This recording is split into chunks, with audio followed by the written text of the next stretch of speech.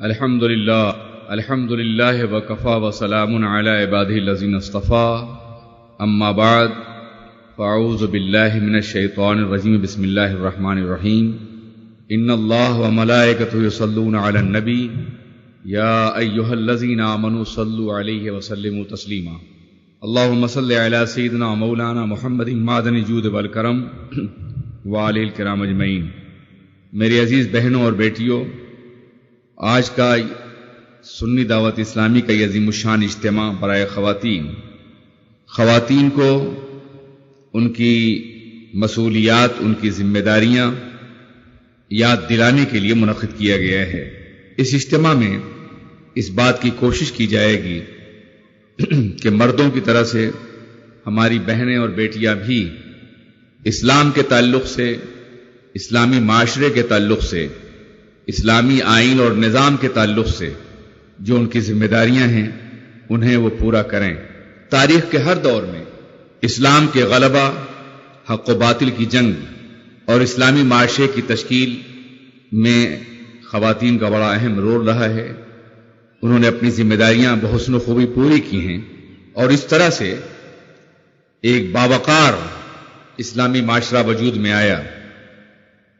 ادھر ماضی قریب کے کچھ 100 سالوں سے خواتین میدان عمل سے نکل گئیں یا انہیں الگ کر دیا گیا، جس کے نتیجے میں وہ ذمہ داریاں جو ان سے متعلق تھی وہ پوری نہیں ہوئیں اور پھر دھیرے دھیرے معاشرہ غیر اسلامی ہوتا چلا گیا۔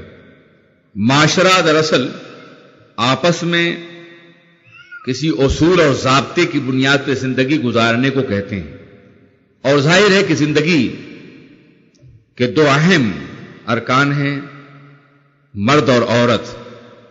جب تک دونوں اپنی اپنی ذمہ داریاں پوری نہیں کریں گے اس وقت تک ایک اچھا معاشرہ تشکیل نہیں پا سکتا۔ دونوں کو اپنی مشترکہ ذمہ داریاں پوری کرنی ہیں، اور ان ذمہ داریوں کو پورا کرنے کے سلسلے میں قرآن عظیم اور احادیث مبارکہ میں بڑی واضح ہدایات موجود ہیں۔ آپ اسلام کے ابتدائی دور کا جائزہ لیجئے تو آپ کو معلوم ہوگا کہ اسلام کی تبلیغ اور ارشاد اور اسلام کے راستے میں جاں سپاری اور قربانیوں کے حوالے سے جس طرح مردوں نے بے پناہ محنتیں کی ہیں، عورتوں نے بھی اسی طرح قربانیاں دی ہیں۔ اگر مرد نے اپنا سر اللہ کے راستے میں پیش کیا ہے تو عورتوں نے اپنے گود کے پروردہ بچوں کو اللہ کے راستے میں تیار کیا ہے کہ وہ شہادت عظمیٰ کے منصب سے سرفراز ہوں۔ مرد اگر جہاد کرتا رہا ہے تو عورت مجاہدین کی تربیت کرتی رہی ہے۔ مرد اگر علوم و فنون کے میدان میں آگے بڑھتا رہا ہے تو ہماری مائیں اور بہنیں ان درسگاہوں، یونیورسٹیوں اور کالجوں کے لیے بہترین دماغ تیار کرتی رہی ہیں جن کے ذریعے سے اسلام ایک انتہائی عظیم علمی تحریک اور ایک غالب تحریک بن کر کے ابھرا۔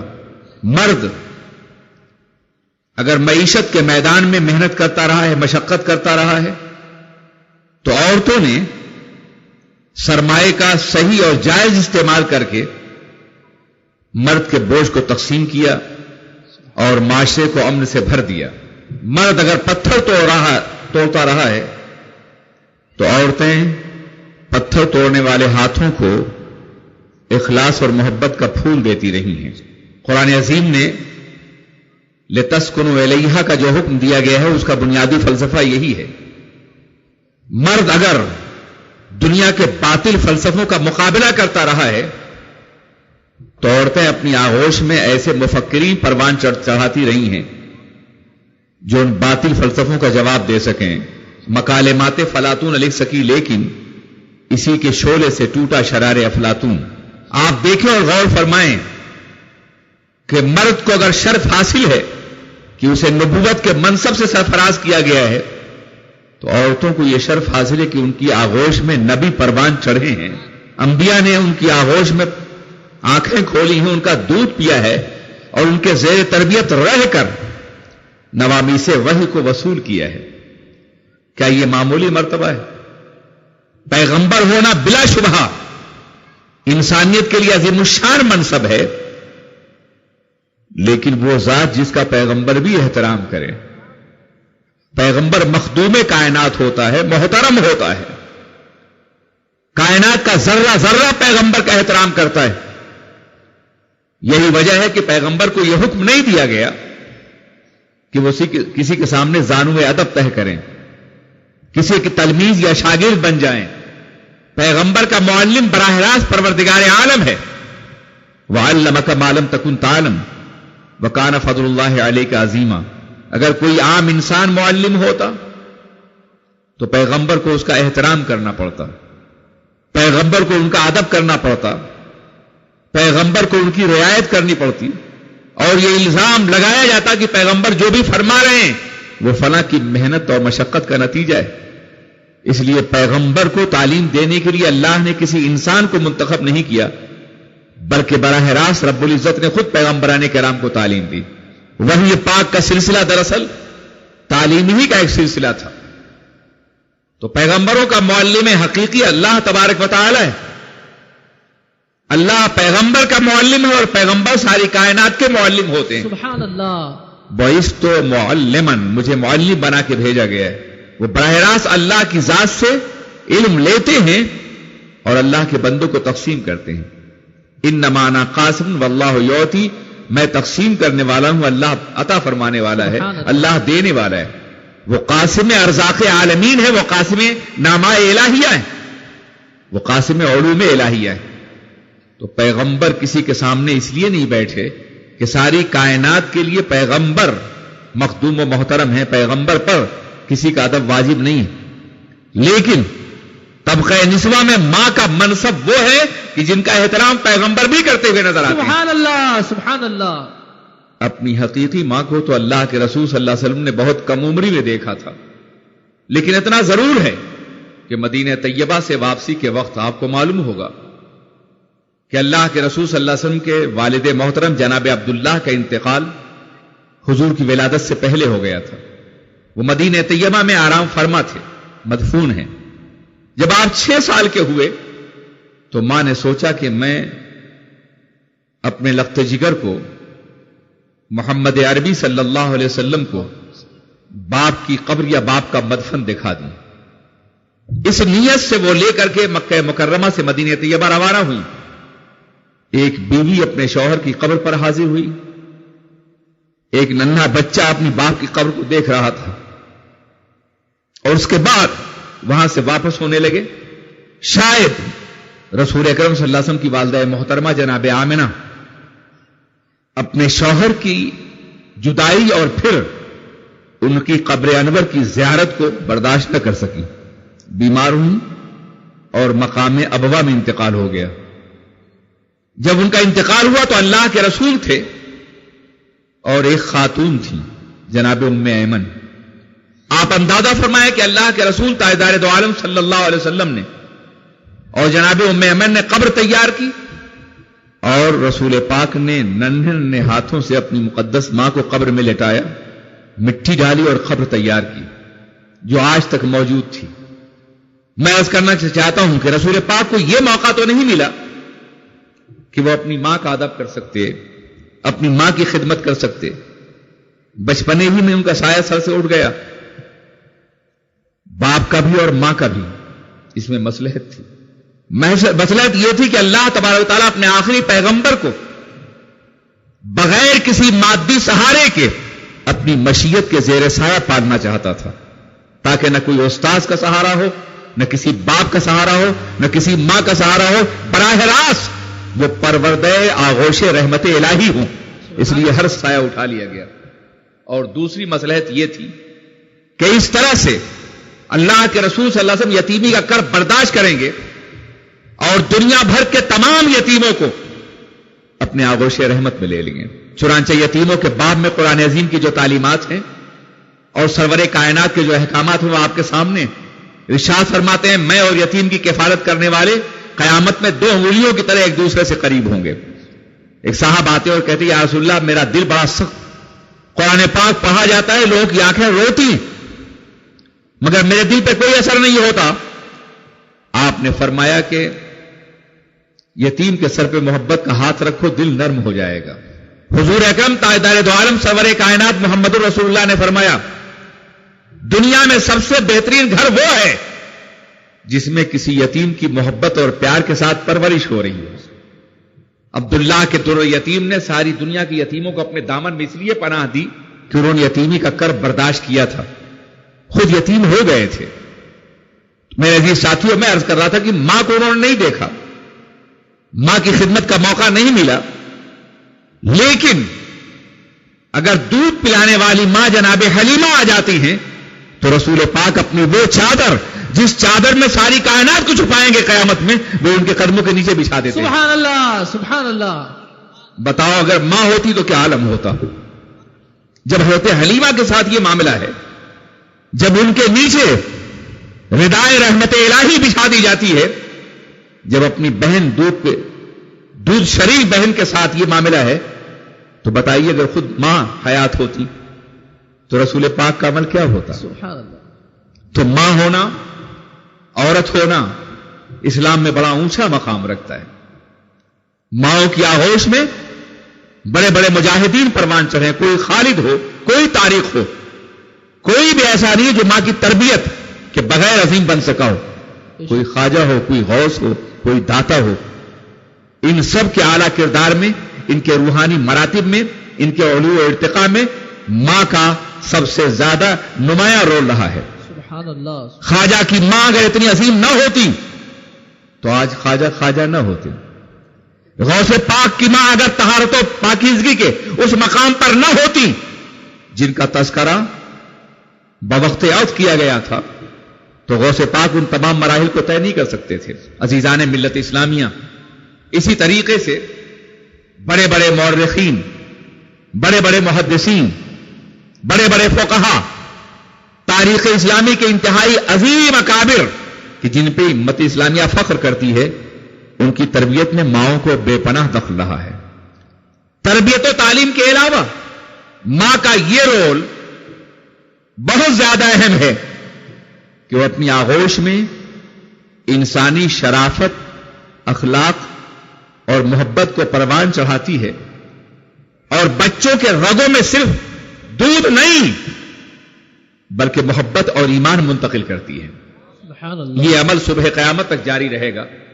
کاش ہماری ہر بہن، ہماری ہر بیٹی، ہماری ہر ماں اس عمل کے لیے تیار ہو جائے.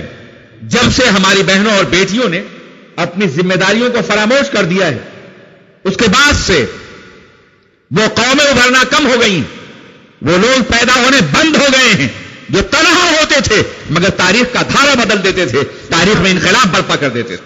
عزیزان ملت اسلامیہ، میری بہنوں، میری بیٹیوں، آپ اگر شروع ہی سے ایک خاتون کے رول کو دیکھیں اسلام میں تو آپ کو ہزاروں ایسی مثالیں ملیں گی. اللہ کے رسول تاجدار دو عالم سرور کائنات محمد الرسول اللہ ارواحنا فدا صلی اللہ علیہ وسلم ابھی اعلان نبوت کے منصب پہ سرفراز نہیں ہوئے ہیں، اعلان نبوت نہیں فرمایا ہے، مگر انہیں صادق کہا گیا ہے، امین کہا گیا ہے. صداقت و امانت کا یہ شوہرہ جب جناب خدیجہ تک پہنچتا ہے تو وہ اپنے مال کا منتظم بنا کر، اپنی تجارت کا نگراں بنا کر اللہ کے رسول تاجدار دو عالم صلی اللہ علیہ وسلم کو ملک شام روانہ فرماتی ہیں. ایسا کئی بار ہوا، اور جب وہاں سے واپس آئے تو آپ نے دوسروں کے مقابلے میں زیادہ فائدے پیش کیے، تجارت میں بے پناہ برکتیں ہوئیں. اس کے ساتھ ساتھ غلام جو میسرہ تھے، انہوں نے ہر مقام پر سرور کائنات محمد الرسول اللہ کی امانت و دیانت کے ساتھ ساتھ ان معجزات کا بھی مشاہدہ کیا جو حیرت انگیز تھے. کسی درخت کے نیچے بیٹھتے تو شاخیں جھک کر کے سایہ کرتی ہوئی نظر آتی، سبحان اللہ. چلتے تو ابر بارندہ سر پہ سایہ کرتا ہوا نظر آتا. ان باتوں کو انہوں نے بیان کیا اور جناب خدیجہ نے محسوس کر لیا کہ حضرت محمد عربی صلی اللہ علیہ وسلم تاریخ انسانی کی انتہائی اہم مقام پر فائز ہونے والے ہیں. نکاح کا پیغام بھیجا، جبکہ عرب کے بڑے بڑے لوگوں کے پیغام کو رد کر دیا گیا تھا. اللہ کے رسول نے اپنے چچا سے، اپنے اہل خاندان سے مشورہ کیا، اور پھر 25 سال کی عمر میں 40 سال کی ایک بیوہ سے اللہ کے رسول صلی اللہ علیہ وسلم نے شادی فرمائی. اس شادی میں یہ بھی مصلحت تھی کہ دنیا کے بے شمار ملکوں میں بیواؤں کے ساتھ انتہائی ناپسندیدہ سلوک کیا جاتا تھا. بیواؤں کو منحوس سمجھا جاتا تھا. بیوہ اگر کسی خوشی اور مسرت کے گھر میں چلی جاتی تو اسے نکال دیا جاتا تھا. بیوہ اپنے لبوں پہ تبسم سجا نہیں سکتی تھی, مسکرا نہیں سکتی, دنیا تانا دیتی تھی. شوہر کھو بیٹھی ہے پھر بھی ہنس رہی ہے. ایک تو شوہر کے کھو دینے کا غم, اور پھر دنیا کا یہ ظلم اور جبر بیوہ کے ساتھ ہمیشہ رہا ہے. بعض ملکوں میں بیوائیں اپنے شوہر کی چتا پر زندہ جلا دیا جایا کرتی تھی. آپ ذرا سوچو وہ لمحہ کتنا دردناک ہوگا جب ایک بیوہ کو اس کی شوہر کی چتا پہ زندہ جلایا جاتا رہا ہوگا. تو کیا اس کی تڑپتی ہوئی آتما, اس کی روح کسی نجات دہندہ کو نہ پکارتی رہی ہوگی؟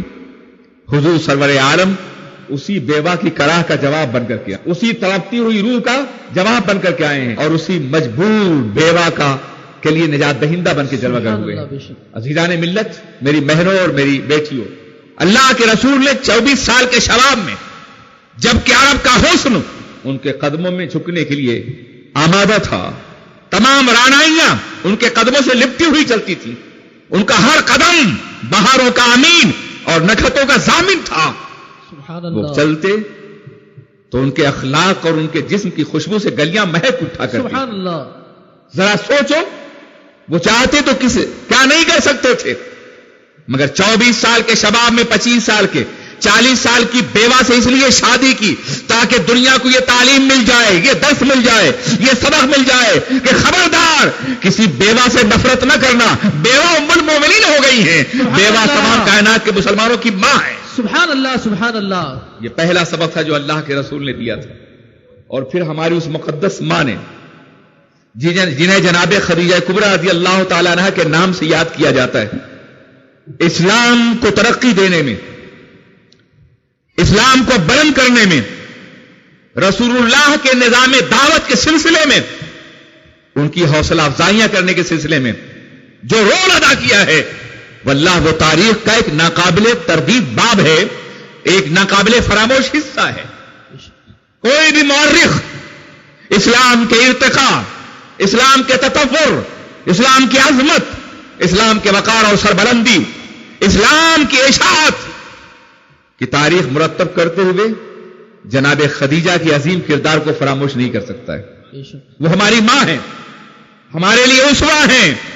اگر انہوں نے یہ کردار ادا کیا ہے تو ہماری ہر ماں اس طرح کا کردار آج بھی ادا کر سکتی ہے, ان کے دامن کرم سے استفادہ کرتے ہوئے.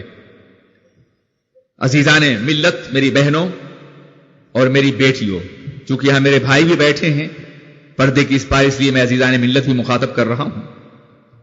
میں عرض کر رہا تھا کہ جناب خدیجہ ایک بہت ہی مالدار خاتون تھی, رئیس التجار مکہ خویلد کی بیٹی تھی.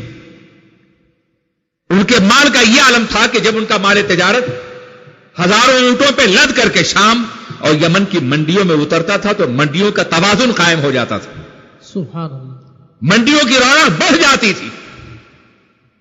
وہ عظیم تاجر خاتون جب دامان رسالت میں آئیں تو کچھ دنوں تک تو اللہ کے رسول نے تجارت فرمایا, مگر جب وحی پاک کا آغاز ہوا, بلکہ آغاز وحی سے پہلے اللہ کے رسول نے خلوت گزینی اختیار کی, تنہائیاں اختیار کی, تو انہوں نے یہ نہیں کہا کہ آپ میرے کاروبار کو نقصان پہنچا رہے ہیں, توجہ دیجیے. نہیں, ایک عظیم بیوی کی حیثیت سے, ایک عظیم خاتون کی حیثیت سے وہ حضور سید عالم صلی اللہ علیہ وسلم کی زندگی میں ابھرنے والے اس انقلاب کو دیکھ رہی تھی جو ساری کائنات کو تبدیل کرنے والا تھا. سبحان اللہ. ان کی پیشانی میں روشن اور سورج کو دیکھ رہی تھی جس کی طلعت زیبا سے پوری کائنات منور ہونے والی تھی. سبحان اللہ. اس لیے وہ خاموش تھی. آپ کئی روز تک غار حرا کی خلوتوں میں ہوتے تھے. یہ خلوتیں دراصل فکر کی خلوتیں تھیں, قوم کے غم کی خلوتیں تھیں. یہ تنہائیاں اپنے رب کی بارگاہ میں وہ اضطراب پیش کرنے کے لیے تھی کہ اللہ یہ انسان ہے, تو نے انہیں تکریم و تعظیم کے ساتھ پیدا فرمایا ہے, مکرم بنایا ہی نے. اور یہ کتنے ظالم ہو گئے ہیں, کتنے گناہگار و مجرم ہو گئے ہیں, انسانیت کی منزل سے کتنے دور ہو گئے ہیں. یہ درد تھا جو بارگاہ الہی میں اللہ کے رسول پیش فرماتے تھے. یہ کرب تھا جس کے بارے میں اللہ کے رسول ہمیشہ غمزدہ رہا کرتے تھے. یہاں تک کہ وحی پاک کا آغاز ہوا. وحی پاک کا آغاز ایک بڑا پرجلال, بڑا پرشکو, بڑا پرعظمت تجربہ تھا. آج پہلی بار خلاق کائنات اپنے ایک بندے سے مخاطب ہو رہا تھا. سبحان اللہ. ظاہر ہے کہ رب کا کلام تھا, رب کے کلام کی ہیبت, رب کے کلام کا جلال قلب مصطفیٰ پر اتنا زیادہ تھا کہ آپ اپنے گھر میں لرزیدہ لرزیدہ داخل ہوئے. زملونی, مجھے چادر اوڑھا دو. چادر اوڑھا دی گئی. آپ نے کیفیت وحی اور مسئولیات کے حوالے سے جناب خدیجہ سے بات کی. شاید آپ یہ محسوس کر رہے تھے کہ جو ذمہ داری مجھ پر ڈالی گئی ہے, کیا وہ ذمہ داری میں اٹھا لوں گا؟ کہیں ایسا تو نہیں کہ اس بار امانت کو اٹھانے کی بنیاد پر میں ہلاک ہو جاؤں؟ یہ قطعاً تصور غلط ہے کہ اللہ کے رسول جانتے نہیں تھے کہ کیا ہو رہا ہے ان کے ساتھ. یہ بہت بڑا جھوٹ ہے اگر کوئی شخص یہ کہے کہ وہ اس بنیاد پر ہلاکت کا خوف محسوس کر رہے تھے کہ وہ یہ پاک سے آشنا نہیں ہوئے تھے. نہیں, ایسا نہیں ہے.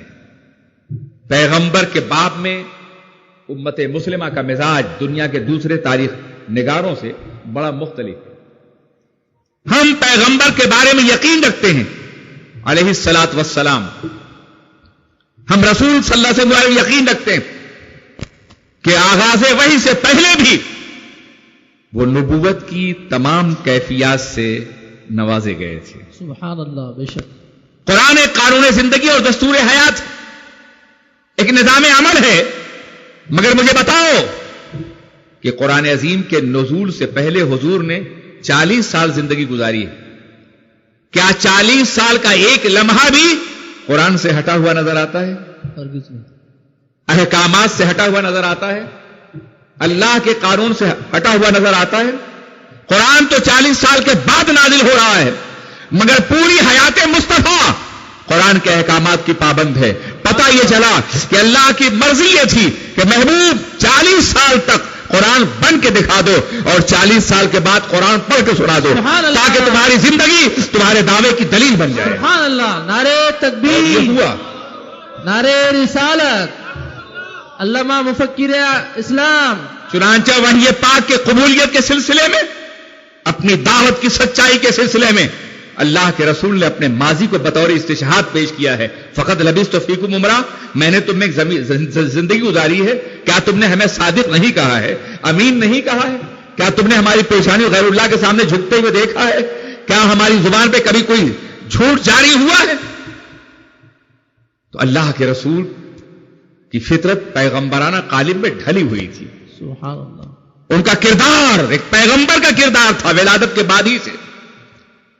اس لیے وحی پاک کا تجربہ بلا شبہ اللہ کے براہ راست مکالمے کا یا کلام الہی کے جلال کا تجربہ تھا, عدم علم کا تجربہ نہیں تھا. جلال الہی اور کلام الہی کی عظمت سے لرزتے ہوئے گئے. خدیجہ مجھے چادر اوڑھا دو. چادر اوڑھا دی گئی. جناب خدیجہ یہ محسوس کرتی ہیں کہ آپ خوف محسوس کر رہے ہیں, تو ایک شریک زندگی کا جو رول ہو سکتا ہے یہاں بھرپور نمایاں نظر آئے گا آپ کو. اتنا نمایاں کہ اگر اسی کو سامنے رکھا جائے تو ہماری ہر بیٹی, ہماری ہر بہن, ہماری ہر ماں قیامت تک کے لیے اپنا رول متعین کر سکتی. صرف ایک واقعے کو سامنے رکھا جائے تو بیوی کا حقیقی رول کیا ہے؟ حوادث میں, مصائب میں, مشکلات میں اپنے شوہر کو تسلی دینا, تسکین دینا, اسے حوصلہ دینا, اسے جرأت دینا اور میدان عمل میں بھرپور اترنے کی صلاحیت دینا. یہی تو رول ہوتا ہے ایک شریک زندگی کا.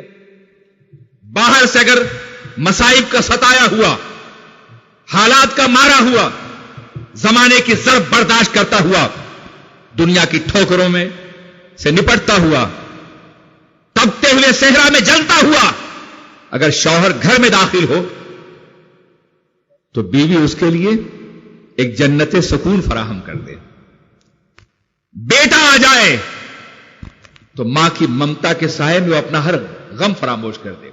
بھائی آ جائے تو بہن کی انتہائی خلق محبت اسے یہ محسوس کرنے مجبور کرے کہ میں تنہا نہیں ہوں زندگی کے میدان میں.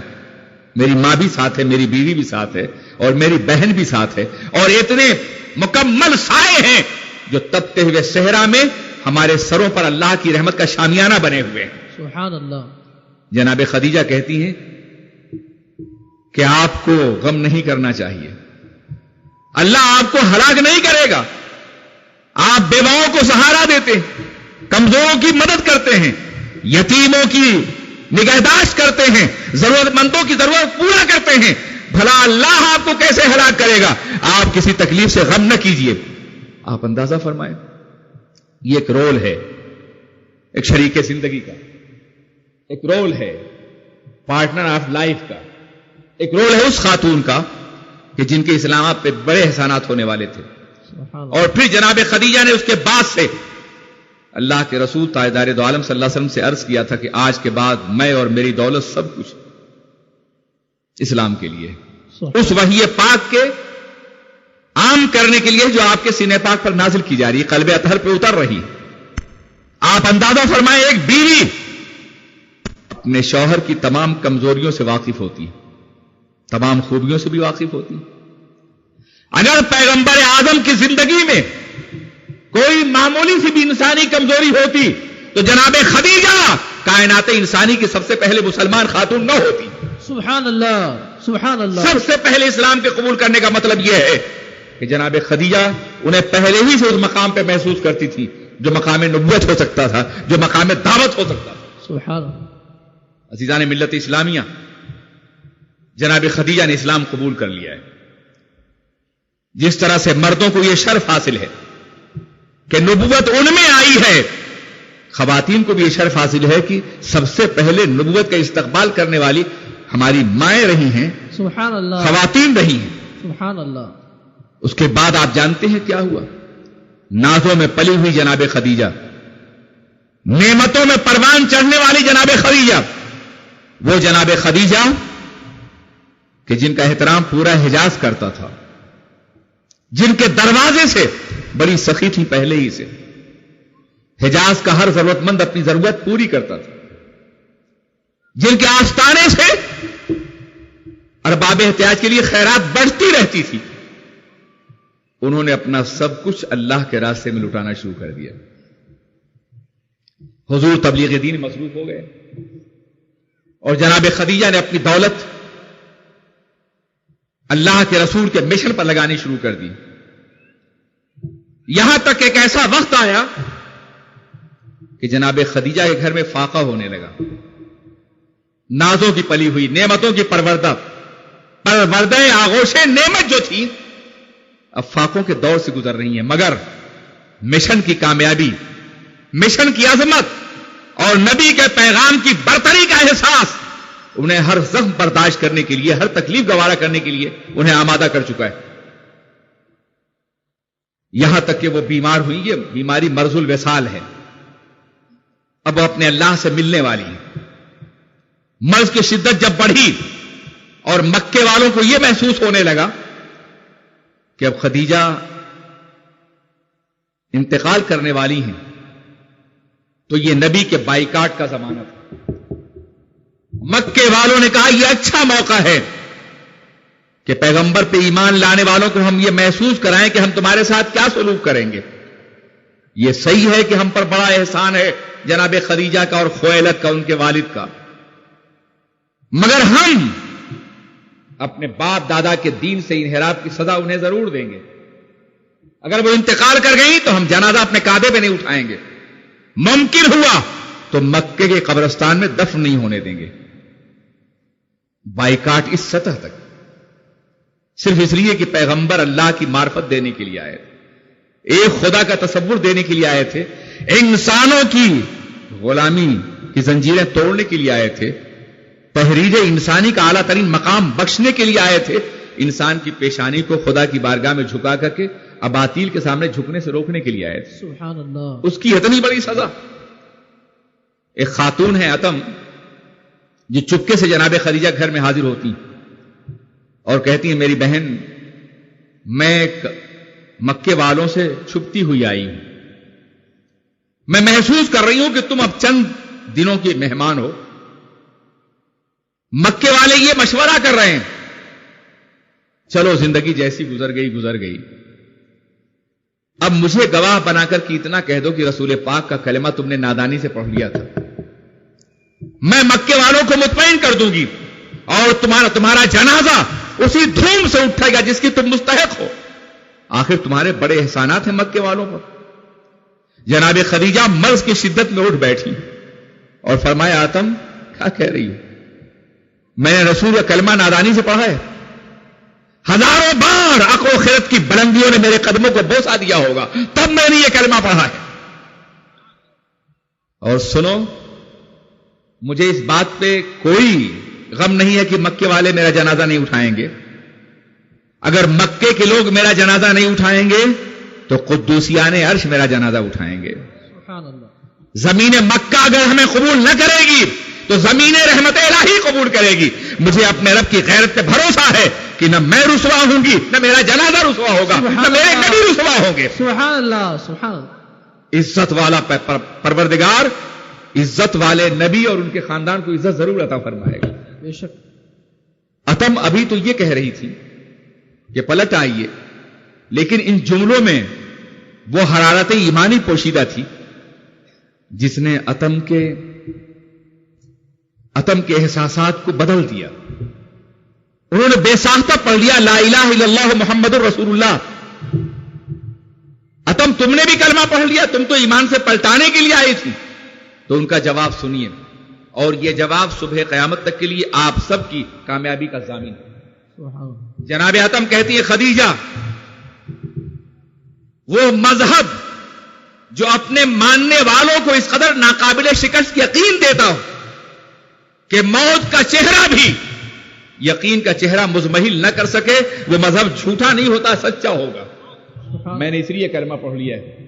میں عرض کرنا چاہتا ہوں، آج ہزاروں حوادث ہیں، ہزاروں قیامتیں ہیں، دنیا یہ چاہتی ہے کہ آپ سے آپ کا تشخص چھین لیا جائے، ایمانی احساسات چھین لیے جائیں، مگر اپنے دل میں ایمان کا وہی مقام پیدا کیجئے کہ موت کا چہرہ بھی یقین کا چہرہ مزمحل نہ کر سکے. اور جب آپ ایسا کریں گے تو کامیابیاں آپ کی قدم چومیں گی، عظمتیں آپ کے گھر کی میراث بن جائیں گی. میں عرض کرنا چاہتا ہوں، جناب خدیجہ نے دیکھا کہ انہوں نے کلمہ پڑھ لیا تو کہا کہ میں نے بارہا تم سے ایک بات کہنی چاہی تھی لیکن میں کہہ نہ سکی، مگر اب جب کہ میں زندگی کا آخری سفر کرنے جا رہی ہوں تو یہ بات کہہ دوں کہ میرے رسول کو اتنی بھی فرصت نہیں ہے کہ وہ فاطمہ کا چہرہ دھلا سکیں. ان کے ذمے بڑی اہم ذمہ داری ڈالی گئی. تم مجھے یقین دلاؤ کہ جب تک فاطمہ اپنے گھر کی نہ ہو جائیں اس وقت تک تم انہیں محسوس مت ہونے دینا کہ فاطمہ بن ماں کی ہو گئی. اللہ کے رسول تشریف لائے اور کہا خدیجہ کیا حال ہے؟ تو آپ فرماتی ہیں کہ یا رسول اللہ مجھ سے میرا حال نہ پوچھیں، جتنی دیر میں میرا حال پوچھیں گے اتنی دیر میں نہ معلوم کتنے افراد کو جہنم کے دہتے ہوئے شعلوں سے کھینچ لیں گے. آپ جائیے اپنے کار تبلیغ کو انجام دیجیے، میرے حال کو میرا رفیق اعلیٰ آپ سے بہتر دیکھ رہا ہے. آپ اندازہ فرمائے دین کے لیے یہ مشقتیں، دین کے لیے یہ تکلیفیں جو برداشت کی گئی تھی، کیا آج ہماری بیٹیاں ہماری بہنیں جناب خدیجہ کی زندگی سے سبق حاصل کر سکتی ہیں؟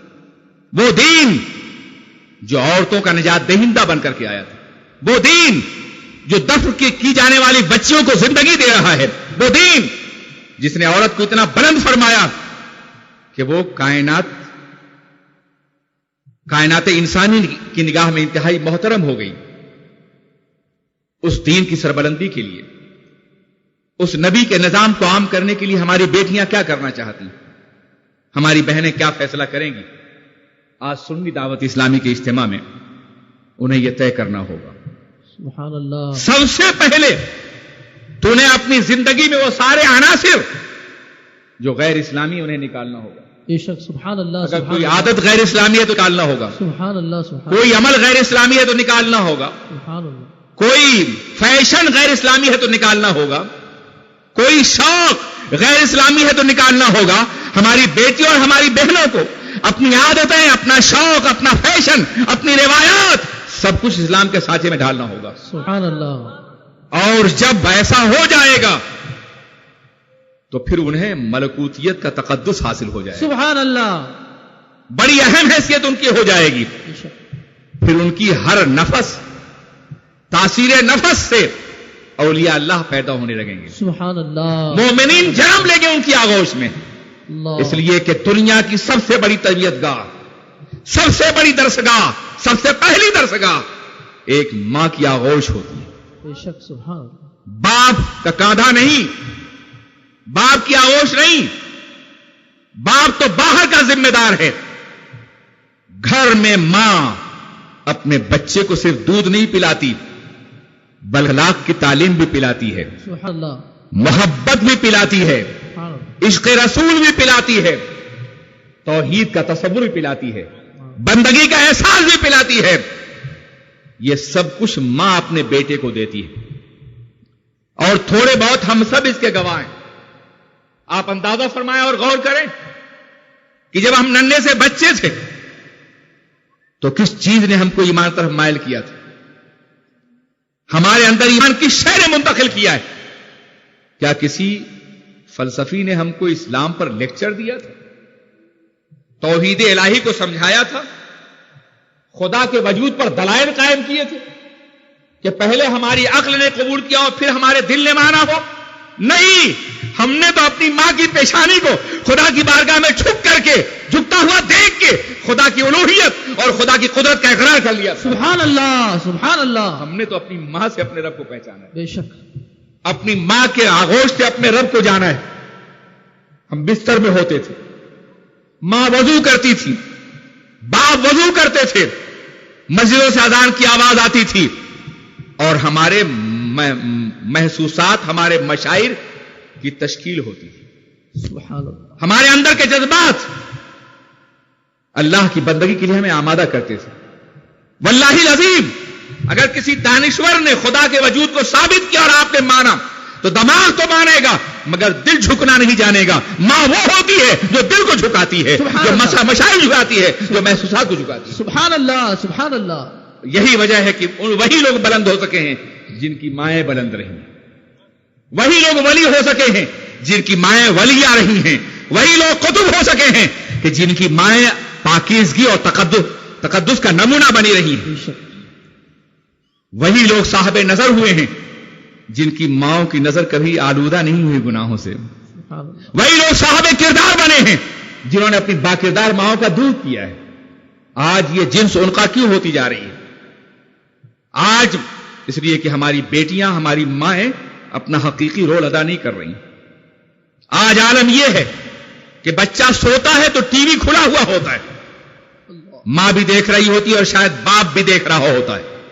اور بےغیرتی کے اس مناظر میں بچے کی فطرت ذلیل بنیادوں پہ تشکیل پاتی ہے, اللہ اکبر, جنسی بنیادوں پہ تشکیل پاتی ہے. رات کے بہت دیر تک جاگتے ہوئے ماں باپ فلموں کا رقص, ڈراموں کی کیفیت اور یا مناظر اپنے ننھے ننھے بچوں کو ذہنوں میں منتقل کرتے ہیں.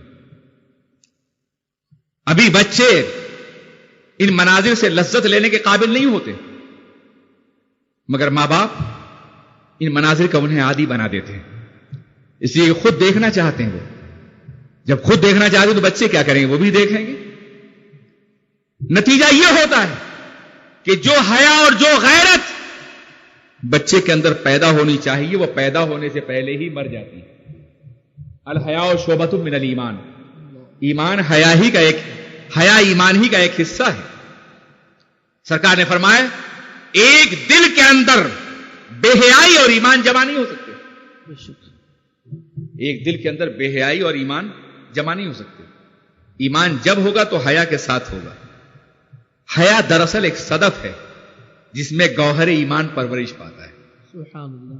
صدف حیا اگر الگ کر دیا جائے تو جوہر ایمان ٹوٹ جاتا ہے اور بکھر جاتا ہے. حیا ایک فانوس ہے جس میں ایمان کی شمع جلتی ہے. سبحان اللہ. فانوس اگر ہٹا دیا جائے تو حوادث کی ہوائیں اس شمع کو بجھا دیں گی. لیکن آج کے ماحول میں ہماری بیٹیاں اور ہماری بہنیں جو رول پلے کر رہی ہیں اس میں وہ فانوس بننے سے پہلے بکھر چکا ہوتا ہے, وہ صدف وجود میں آنے سے پہلے ٹوٹ چکا ہوتا ہے. اب ظاہر غیرت حیا اور جوہر حیا کیسے پروان چڑھے؟ شمع حیا کس طرح جل سکے گی جس کے نتیجے میں بچپن ہی سے بے غیرتی کا مزاج بن جاتا ہے.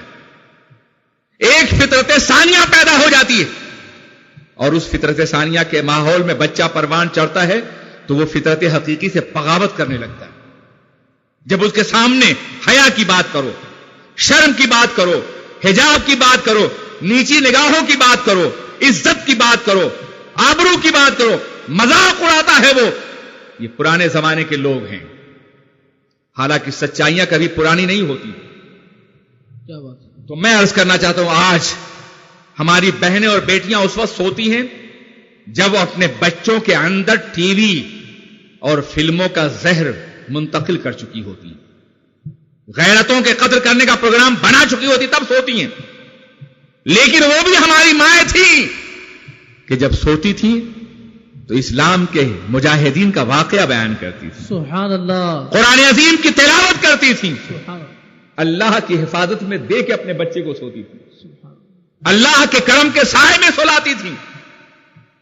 بچہ اس ماں کا دودھ پیتا تھا جو قرآن عظیم کی تلاوت کے ماحول میں پروان چڑھا اور بنائے, تشکیل پایا ہے, وہ دودھ پیتا تھا. یہی وجہ ہے کہ کسی بھی مسلم ماں کی آغوش میں کوئی بے غیرت اور بے حیا بچہ پروان نہیں چڑھتا تھا. لیکن آج یہ بات نہیں رہ گئی. یہی وجہ ہے صبح ہوتی ہے تو ہماری صبح کیسے ہوتی تھی آپ کو یاد ہوگا. ہم کوئی گزرے ہوئے زمانے کے لوگ نہیں. ہماری صبح تو کم از کم ایسی ہوئی ہے کہ ہم نے دادا کو تلاوت کرتے ہوئے دیکھا ہے, ماں کو سجدہ کرتے ہوئے دیکھا ہے, بہن کو وضو کرتے ہوئے دیکھا ہے آنکھ کھولی ہوئے, باپ کو مسجد جاتے ہوئے دیکھا ہے.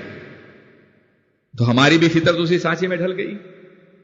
لیکن آج جب بچہ جاگتا ہے تو بھی ٹی وی کھلا ہوتا ہے, اور اگر نہیں تو ماں اگر آنکھ کھلی ہے تو فلمی گانے گاتی ہوئی نظر آتی ہے اور بچے اس کو محسوس کرتے ہوئے نظر آتے ہیں. کتنا فرق ہو گیا ہے. کبھی بچے تلاوت قرآن پاک کے ماحول میں آنکھ کھولتے تھے اور آج ٹی وی اور فلم کے بدترین مناظر کے سامنے آنکھ کھولتے ہیں. المیہ یہ ہو گیا ہے کہ پہلے لوگ سینما دیکھنے جاتے تھے, پارسا چھپ چھپا کے جاتے تھے, کسی کی نظر نہ پڑ جائے. اچھے گھروں کے جوان مارے ڈر کے لرزتے ہوئے کہ ماں باپ دیکھ نہ لیں, کبھی دیکھ لیتے تھے, یہ خوف ہوتا تھا. لیکن آج سینما کے لیے کہیں جانا نہیں ہے, وہ تمہارے سونے کے کمرے میں, ڈرائنگ روم میں آ کے باضابطہ طور پر موجود ہو چکا ہے. آج شیطان کسی منڈی میں رقص نہیں کر رہا ہے بلکہ تمہاری خوابگاہ میں ناچ رہا ہے. ان شیطانوں سے کیسے بچنے کی کوشش کرو. کبھی تم نے سوچا, میری بیٹیوں, تم نے کبھی غور کیا کہ آج کا بچہ کس قدر مظلوم بچہ ہے؟ آج ہماری آغوش میں پروان چڑھنے والا بچہ کس قدر ستایا ہوا ہے. آج ہم شکایت کرتے ہمارا بچہ آوارہ ہو گیا, ماں باپ کی بات نہیں سنتا, ماں باپ کے احکامات کو نہیں مانتا, یہ کرتا ہے وہ کرتا ہے. ہزاروں الزامات ہم بچے کے سر ڈالتے ہیں, لیکن ہم یہ بھول جاتے ہیں کہ ہم نے اپنے بچے کو کس ماحول میں پروان چڑھایا ہے, کیسے ہم نے اس کی پرورش کی, کیا ہم نے ماں باپ کی عظمتوں کا احساس دلایا ہے. وہ تمہیں مانے گا ماں جب تم ماں بن کے دکھاؤ گی. اگر تم نے خود ہی ماں کا رول ادا نہیں کیا ہے تو اس کی بے باک جوانی کے مقابلے میں اپنی ممتا کا ماتم کرنے کا تمہیں کوئی حق نہیں. تم ماں تھی کب؟ ایک ماں تو اپنے بچے کے لیے سوتی ہے, جاگتی ہے, مرتی ہے, زندہ رہتی ہے. تم نے تو بچوں کو اپنے گھر کے حوالے کر کے تفریحیں کی, ہر طرح کی محفلوں میں شرکت کی ہے. تم نے اپنے بچوں کو ممتا کا درد دیا کب ہے؟ ممتا کا احساس دیا کب ہے کہ آج بچوں سے شکایت کی جاتی ہے کہ بچے باغی اور آوارہ ہو گئے؟ اگر تم نے انہیں اللہ کی مقدس کتاب پڑھائی ہوتی, سرکار کی حدیث پڑھائی ہوتی, جسے میرے آقا نے فرمایا تھا الجنت تحت اقدام الامہات، سبحان اللہ، جنت ماؤں کے قدموں کے نیچے ہے، سبحان اللہ، جس میں رسول پاک نے فرمایا تھا دعا والدین لولدہ کا دعا لکم، ایک باپ کی دعا اپنے بیٹے کے لیے اس طرح ہوتی ہے جیسے امتی کی دعا اپنے رسول کی دعا اپنے امتی کے لیے۔ سبحان اللہ۔ تو بتاؤ کیا ایک بیٹا بڑا ہونے کے بعد اپنی جنت کو خود آگ لگا دے گا، اپنی جنت سے خود دور جانا چاہے گا؟ مگر تم نے انہیں ان جھوٹے نگوں کی رضاکاری مبتلا رکھا۔ ان بچوں نے تمام ہیروؤں کے نام یاد کر لیے، ان ناچنے اور والوں کو اور ناچنے والیوں کے نام یاد کر لیے کہ جن کے تھرکتے ہوئے جسم پردہ سینی پر گناہوں کا اور سسٹ کا کی دعوت دیتے ہیں اور لذت گناہ کی طرف مائل کرتے ہیں۔ تم نے اپنے بچوں کو دکھایا؟ بچہ بڑا عجیب ہوتا ہے قسم خدا کی، قرآن پاک سناؤ جھومتا ہے، ناچ دکھاؤ تو رقص کرتا ہے۔ 2 سال کی بچی، 1 سال کا بچہ نغمے پہ ٹی وی کے سامنے رقص کرتا ہوا نظر آتا ہے یا نہیں نظر آتا ہے؟ جن گھروں میں ٹی ویاں دیکھی گئی ہیں رقص ہوتے ہیں، وہ اپنے بچوں کو دیکھیں، چھوٹے چھوٹے بچوں کو، گویا بچپنے ہی سے انہیں رقاص بنایا جا رہا ہے، اللہ، بچپنے سے بے حیائی کی تصویر دکھائی جا رہی ہے، ننگی اور اوڑیاں اور گندی تصویریں ان کے مذاق حیا کو فاسد کر رہے ہیں، اور اس کے باوجود یہ شکوہ کہ میرے بچے وفادار نہیں ہیں، دیندار نہیں ہیں۔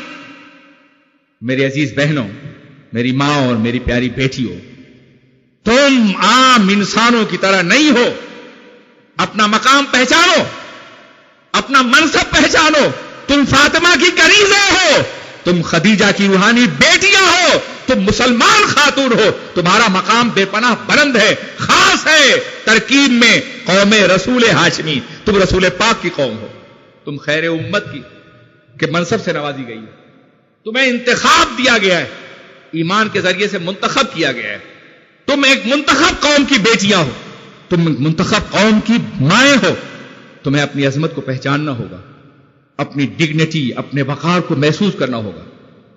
بازار میں رہنے والیاں جو چاہیں سو کریں، مگر تم بازار کی عورتیں نہیں ہو، تم تو غیرت کی پروردہ ہو اور حریم غیرت میں رہنے والی مقدس خواتین ہو۔ سبحان اللہ، سبحان اللہ، اپنی غیرتوں کا صحیح تجزیہ کرو سبحان اللہ، اور اپنے حالات کو دیکھو۔ میں عرض کر رہا تھا کہ اسلام کے ارتقاء میں، اسلام کی سربلندی میں عورتوں نے ہمیشہ ہر دور میں بڑا اہم رول ادا کیا ہے، اور اسلامی معاشرے کی دینی تشکیل تو بغیر عورت کے ممکن ہی نہیں۔ مرد معاشرہ بناتا نہیں، معاشرہ عورت سے تشکیل پاتا ہے۔ بے شک بے شک، سبحان اللہ، عورت کی جب عمومت پھیلتی ہے تو معاشرے کے عناصر تشکیل پاتے ہیں۔ بے شک، ہمیشہ اس بات کا جائزہ لو، دیکھو کیا تم سمجھ سکتے ہو کہ معاشرہ اس وقت تھا جب آدم تنہا تھے جنت میں؟ کوئی معاشرہ وجود میں آیا تھا؟ معاشرہ کہتے ہیں باب مفاعلت سے ہے، مفاعلت سے جس کے معنی آپس میں مل جل کے رہتا ہے۔ بے شک، سبحان اللہ، تو ایک آدمی سے معاشرہ تشکیل نہیں پاتا، معاشرے کے لیے متعدد افراد کا ساتھ رہنا ضروری ہوتا ہے۔ اگر یہ بات صحیح ہے تو مجھے بتاؤ کہ جب جنت میں آدم آئے تھے تب معاشرہ تشکیل پایا ہے، یا جب حوا علیہ السلام آئی ہیں تب معاشرہ مکمل ہوا ہے؟ سبحان اللہ، ماننا پڑے گا کہ حوا علیہ السلام کے بعد معاشرے کی بنیادی قدریں استوار کی گئی، اور اس وقت سے لے کے آج تک بیرونی دنیا میں معاشرے کے تصور کی تشکیل مرد کرتا ہے، اور گھر میں جو معاشرہ بنتا ہے وہ عورت کے ذریعے سے بنتا ہے۔ آج یہ بڑا دعویٰ کیا جا رہا ہے کہ مرد اور عورت دونوں برابر ہیں، ہم بھی کہتے ہیں برابر ہیں وہ، واللہ العظیم عورت انفیریئر نہیں ہے، کمتر نہیں ہے، دوسرے درجے کی شہری نہیں ہے۔ یہ دھوکہ ہے جو مغرب دے رہا ہے، یہ فریب ہے جو آج کا عیاش ذہن عورتوں کو اپنے مقصد کے استعمال کرنے کے لیے دے رہا ہے۔ اسلام نے تو عورت کو برابری کا مقام دیا ہے۔ کیا کہا ہے قرآن عظیم نے؟ وَلَهُنَّ مِثْلُ الَّذِي عَلَيْهِنَّ، سبحان اللہ، مردوں کے اوپر عورتوں کے وہی حقوق ہیں جو عورتوں کے مردوں کے اوپر ہیں۔ سبحان اللہ، صیغہ، انداز خطاب، مسئولیات سب کے اعتبار سے برابر قرار دیا جا رہا ہے۔ سبحان اللہ، قرآن عظیم ارشاد فرماتا ہے ہن لباس لکم وانتم لباس لہن، مساوات نہیں ہے، وہ تمہارے لیے لباس ہیں اور تم ان کے لیے لباس ہو۔ سبحان اللہ، لباس کہہ کے قرآن نے کیا کہنا چاہا ہے؟ لباس کیا کام دیتا ہے؟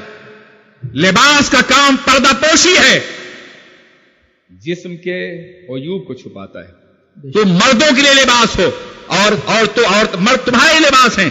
یعنی خبردار رشتہ ازدواج میں منسلک ہونے کے بعد ایک دوسرے کی پردہ در نہ بنو, پردہ پوش بنو. سبحان اللہ سبحان اللہ. مرد عورت کی پردہ پوشی کرے گا, عورت مرد کی پردہ پوشی کرے گی, بے شک.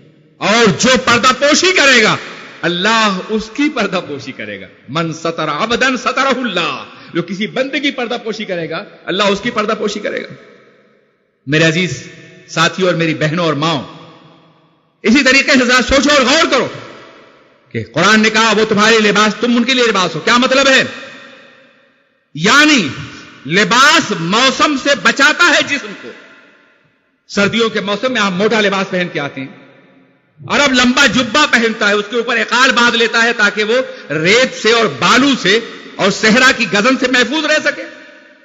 تو لباس کا کام بیرونی حوادث سے بچانا ہوتا ہے. مرد عورت کے لیے لباس ہے, عورت مرد کے لباس ہے. مرد عورت کو بیرونی اثرات سے بچائے اور عورت مرد کو پروٹیکشن فراہم کرے. تیسرا مفہوم کیا ہے لباس کا؟ وہ تمہارے لباس, تم ان کے لباس. لباس زینت کا کام دیتا ہے. لباس کے ذریعے سے زینت بنتی ہے. مرد عورت کی زینت ہے اور عورت مرد کی زینت ہے. یہ تمام باتیں مساوی طور پر کہی گئی. یہاں تک کہ قرآن عظیم نے ارشاد فرمایا کہ تم کو ایک جان سے پیدا کیا گیا ہے تاکہ چھوٹے اور بڑے کا تصور ہمیشہ کے لیے مٹ جائے. ایک جان سے پیدا کیا گیا ہے. قرآن عظیم کے مقدس فرمان کے مطابق کوئی فرق نہیں ہے مرد اور عورت میں. ہاں, ذمہ داریوں کی تقسیم ضرور کی گئی ہے. سبحان اللہ. مرد اور عورت دو پہیے ہیں. گاڑی کے دونوں پہیوں کو ایک طرف لگا دو, کار کے دو پہیے کو دو سمتوں میں لگانے کے بجائے ایک طرف لگا دو, کار چلے گی, گاڑی چلے گی. مرد اور عورت دو پہیے ہم بھی کہتے ہیں, مگر ایک کا میدان عمل باہر کی زندگی ہے اور دوسرے کا میدان عمل گھر کی زندگی ہے. ایک باہر کا تاجدار ہے, دوسری گھر کی ملکہ. سبحان اللہ سبحان اللہ. ایک کا کام روزی فراہم کرنا ہے اور دوسرے کا کام اسی روزی کو جائز بنیادوں پر اپنے گھر والوں پر تقسیم کر کے ان کی تربیت کرنا ہے, انہیں آگے بڑھانا ہے. سبحان اللہ سبحان اللہ. تقسیم کی ہے شریعت مطہرہ نے, کم کی عزت بڑھائی ہے, عورت کا وقار بڑھایا ہے, عورت کی آبرو بڑھائی ہے. آپ اندازہ ایک باغیرت عورت سے پوچھو کہ رات کو وہ اپنے شوہر کے پاس ہوتی ہے اور دن کو اپنے باس کے پاس ہوتی ہے, مجبور کی گئی ہے روزی کمانے پر, اپنی حیا اور اپنی غیرت کو فروغ کرنے پر. یہ جدید معاشرہ ہے. ایک ایئر ہاسٹس سے پوچھو کہ جب وہ مردوں کے برتن صاف کرتی تو اس کے دل پہ کیا گزرتا ہے. ہوٹل میں کام کرنے والی کسی لڑکی سے پوچھو کہ جب وہ دوسروں کی مرکز نگاہ بناتی ہے تو اس کی غیرت اور اس کی حیا کیا کہتی ہے اس سے. تجارت کرنے والی کسی سے پوچھو کہ جب وہ مسکرا کر کے ہنس کر کے کسی مرد سے بات کرتی ہے تو پھر اس کا عالم کیا ہوتا ہے اور کہاں جاتی ہے اس کی نسوانیت. یہ تو دراصل عورت کا مردہ احساس ہے جو اسے بیدار نہیں ہونے دے رہا ہے. قسم خدا کی, جس روز عورت کا ضمیر بیدار ہو گیا وہ مغربی تہذیب اور نئے زمانے سے بغاوت کرے گی اور اسلام کے دامن میں آ جائے گی. سبحان اللہ سبحان اللہ. اس ضمیر کو بیدار کرنے کی ضرورت ہے. میں ایک مثال آپ کو دوں. امریکہ میں ابھی 11 ستمبر کے بعد کی بات ہے. امریکہ میں ایک عورت کو اس بات کا, ایک پادری کی بیوی کو, چرچ کے فادر کی بیوی کو یہ حکم دیا گیا کہ تم قرآن پاک کی وہ آیتیں تلاش کرو جس میں جہاد کا حکم دیا ہے اور پھر اسے ٹیررزم کے حوالے سے متعارف کراؤ. جہاد دراصل انسانی زندگی کے بچانے اور تحفظ کا نام ہے. سبحان اللہ. لیکن اس ٹیررزم پر فٹ کرنے کے لیے کام دیا گیا اسے. اس نے قرآن پاک کا مطالعہ کرنا شروع کیا اور قرآن پاک کے ختم کرنے سے پہلے اس نے اسلام قبول کر لیا. ہنگامہ مچ گیا چرچ کی دنیا میں, ہنگامہ مچ گیا. شوہر پہ دباؤ پڑا, یہ کیا ہو گیا, ہم نے تو اس قوم کو ٹیررسٹ ثابت کرنے کے لیے قرآن دیا تھا, اس نے اسلام قبول کر لیا, یہ کیا بات ہوئی ہے. اس کو بلایا گیا اور اس سے پوچھا گیا کہ تم نے ایسا کیوں کیا. کہا اس لیے کہ اسلام میں مجھے سچائی نظر آئی. سبحان اللہ. جس کو تم نے ٹیررزم کا نام دیا ہے وہ تو دراصل ایک انسانی حق ہے جو وہ استعمال کرنا چاہتا ہے. جہاد اور ٹیررزم دونوں ایک چیزیں نہیں ہیں, یہ دونوں الگ الگ چیزیں ہیں. ایک مظلوم کو اس کا حق دلانے کے لیے جو قدم اٹھایا جاتا ہے اس کا نام جہاد ہے. اور دوسروں پر زیادتی کرنے کی جو قدم اٹھایا اس کا نام ٹیررزم ہے. مسلمان تو ٹیررسٹ ہو ہی نہیں سکتا. وہ تو انسانیت سے محبت کرنے والا ایک وجود ہے. قرآن پاک تو سرتاسر محبت کی تعلیم ہے. اس نے تو دشمنوں کو معاف کرنے کا بھی حکم دیا ہے, قاتلوں کو معاف کرنے کا حکم دیا ہے قرآن عظیم میں. فمن عفی له من اخیہ شیء فاتباع بمعروف و اداء الیہ باحسان. سبحان اللہ, سبحان قاتل کو اللہ. بھائی قرار دیا ہے قرآن نے. اس لیے اسلام تو اس کا تصور بھی نہیں کر سکتا کہ کسی پہ زیادتی کی جائے. اور میں نے قرآن کو پڑھا ہے, اب مجھے کوئی بہکا نہیں سکتا ہے. میں نے اسلام کو دل کی گہرائیوں سے قبول کیا ہے. تب اس کے شوہر نے کہا ہے تمہیں شرم نہیں آتی؟ تم نے ایک ایسا مذہب قبول کیا ہے کہ جس کے ماننے والے عورتوں کے بارے میں بڑا برا ارادہ رکھتے ہیں, بڑا گندا خیال رکھتے ہیں, بڑی گندی نظر ہوتی ہے ان کی. تو اس لڑکی نے جواب دیا سنو, یہ تمہارا صدیوں کا فریب ہے جس سے تم دنیا کو دھوکہ دیتے رہے ہو. اسلام اگر گندی نظر رکھتا تو مجھے ننگا کرتا, مجھے لباس نہ دیتا, مجھے حجاب نہ پہناتا. میرا لباس بتا رہا ہے. سبحان اللہ. اسلام غیرت دیتا ہے, اسلام عزت دیتا ہے. سبحان اللہ. اسلام یا تو بہن مانتا ہے, یا بیٹی مانتا ہے, یا ماں مانتا ہے. سبحان اللہ. اس کے علاوہ کسی اور رشتے کو قبول نہیں کرتا. سبحان اللہ. اس نے کہا میں نے قرآن پڑھا ہے, قرآن میں ایک ماں باپ سے سب کو پیدا کرنے کا حکم دیا گیا ہے, آدم اور حوا سے. تو اس کا مطلب یہ ہے کہ جب تک کوئی لڑکی تمہاری بیوی نہ بن جائے اس وقت تک تمہاری بہن ہے. سبحان اللہ. اور صرف مسلمانوں کی بیٹیاں نہیں, ہر قوم کی بیٹی تمہاری بہن ہے یا ماں ہے. سبحان اللہ, سبحان اللہ. جو کسی کو اپنی بہن کہے گا اس سے زیادتی کا اور گناہ کا ارادہ کر سکتا ہے کیا؟ اسلام تو ہر بیٹی کو بہن کا تقدس دیتا ہے, بہن کی طہارت دیتا ہے, بہن کی پاکیزگی دیتا ہے. اس لیے آج جو عورتیں برابری کا دعویٰ کر رہی ہیں دراصل وہ مغرب کے ذہنی اغوا کا شکار ہے. ہائی جیک کیا گیا ہے انہیں. جس روز انہیں اپنی غیرت کا احساس ہوگا, اپنی آبرو کا احساس ہوگا, اس روز انہیں پناہ اسلام کے دامن میں ملے گی. یہی وجہ ہے کہ مغربی دنیا میں مردوں کے مقابلے میں عورتیں زیادہ اسلام قبول کر رہی ہیں. سبحان اللہ. پروپیگنڈا تو یہ ہو رہا ہے کہ اسلام ایسا ہے, اسلام ایسا ہے, اسلام ایسا ہے. اسلام 4 شادیوں کی اجازت دیتا ہے. ایک عورت سے کہا گیا کہ تم نے اسلام قبول کر لیا, تمہارا شوہر کہیں دوسری شادی نہ کر لے, اسلام تو اجازت دیتا ہے. کہا ہاں, اگر اس نے دوسری شادی کر لی تو بھی مجھے کوئی اعتراض نہیں ہوگا, اس لیے کہ مجھے معلوم ہوگا کہ میرا شوہر کہاں رات گزار رہا ہے. مگر جو دوسری شادیاں نہیں کرتے ان کی بیویوں کو یہ معلوم نہیں ہوتا کہ ان کا شوہر کہاں رات گزار رہا ہے. سبحان اللہ. کرتے تو وہ بھی وہی ہیں لیکن غیر قانونی اور ناجائز طریقے پہ کرتے ہیں, اور مستقل طور پر اپنی بیوی کو شبہات کا ریب و تذبذب کی دلدل میں تڑپاتے رہتے ہیں. اور اول تو اسلام نے جو اجازت دی ہے وہ ان قیدوں کے ساتھ دی ہے کہ جب ان پابندیوں کو, رسپانسبلٹیز کو, یا جو بھی شرائط کنڈیشن ہیں اس پہ غور کرے گا تو کوئی مسلمان دوسری شادی کرے گا نہیں. عدل کی شرط ہے, عدل محبت میں, عدل تقسیم میں, عدل مکان میں, عدل لباس میں, حتیٰ کہ مساوات پیار میں. چلو بھئی لباس ایک طرح کا دے دو گے, کپڑا ایک طرح کا دے دو گے, مکان دے دو گے, مگر پیار میں تم مساوات کیسے برتو گے؟ سبحان اللہ. جو عدل کی شرط ہے اس عدل کی شرط کو نہ کوئی پورا کر پائے گا نہ دوسری شادی کرے گا. سبحان اللہ. سبحان. نتیجہ یہ ہے کہ کروڑوں مسلمانوں میں چند افراد ملتے ہیں جو دوسری شادیاں کرتے ہیں, اور کروڑوں آزاد خیالوں میں ہزاروں ایسے ہوتے ہیں جو بیویاں رکھ کر کے بھی اپنی تسکین کے لیے دوسروں کے پاس جاتے ہیں. اللہ اکبر. منڈیاں سجی ہوئی ہیں, اللہ, برائیوں کے مراکز سجے ہوئے.